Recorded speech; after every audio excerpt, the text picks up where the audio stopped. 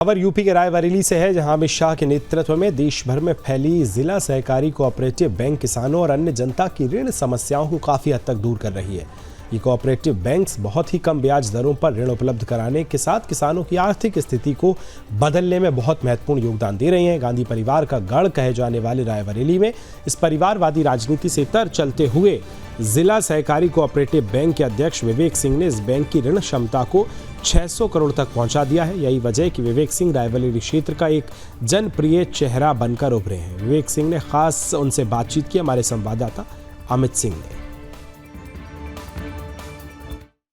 शहर को किसी पहचान की जरूरत नहीं है। राजनीति का अखाड़ा रहा है, कांग्रेस की राजनीति की जन्मभूमि रही है, लेकिन उसके साथ साथ कई लोग ऐसे हैं जो कांग्रेस के ना होके दूसरी पार्टियों के होके रायबरेली में बड़ा अच्छा काम कर रहे हैं। विवेक सिंह जी जो पहले रायबरेली में डी ब्लॉक के ब्लॉक प्रमुख रहे और अभी जिला सहकारी कोऑपरेटिव बैंक के अध्यक्ष हैं, हम उनसे बात करेंगे। विवेक जी ये बताएं, अभी एक जिला सहकारी कोऑपरेटिव बैंक के आप अध्यक्ष हैं, तो ये बताएं कि ये कितना काम करती है किसानों के लिए। रायबरेली जनपद में हमारी जिला सहकारी बैंक करीब 6 अरब की पूंजी वाली बैंक है और हमारे जिला सहकारी बैंक के अंतर्गत 185 समितियां आती हैं जो बहुउद्देशीय साधन सहकारी समिति हैं।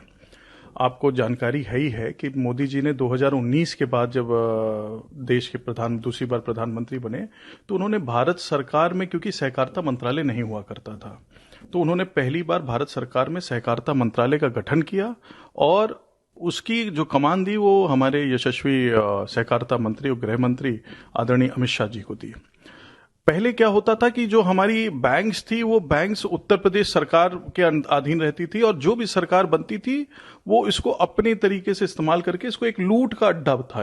ट्रांसपेरेंसी इतनी ज्यादा है कि आज हमारी साधन सहकारी समितियों को, जो मोदी जी का एक है आत्मनिर्भर भारत, उसी के दिशा में समिति हमारी आत्मनिर्भर रहें, बैंक्स हमारी कोऑपरेटिव बैंक्स मजबूत हों, इसी दिशा को देते हुए आज सारी हमारी समिति कंप्यूटराइज्ड हो रही हैं कि हमारी हर नया पंचायत पे समिति है और उस समिति में हमारा सचिव होता है। हमारा किसान समिति का सदस्य अगर है तो 1,60,000 रुपए तक का बिना बंधक किए उसको हमारे समिति से लोन मिल जाता है और 3 लाख तक का लोन उसको 3% ब्याज पे बंधक करके मिलता है। एक चीज और बताएं, आप राजनीति में भी रहे हैं, डी से आप ब्लॉक प्रमुख भी रहे हैं, आपका क्या राजनीतिक आकांक्षाएं हैं?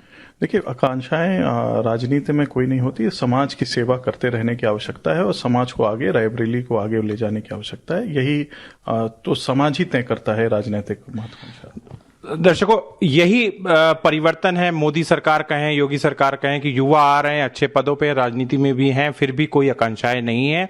इसीलिए भारत आगे बढ़ रहा है और आगे बढ़ेगा। अमित सिंह, सुदर्शन न्यूज, रायबरेली।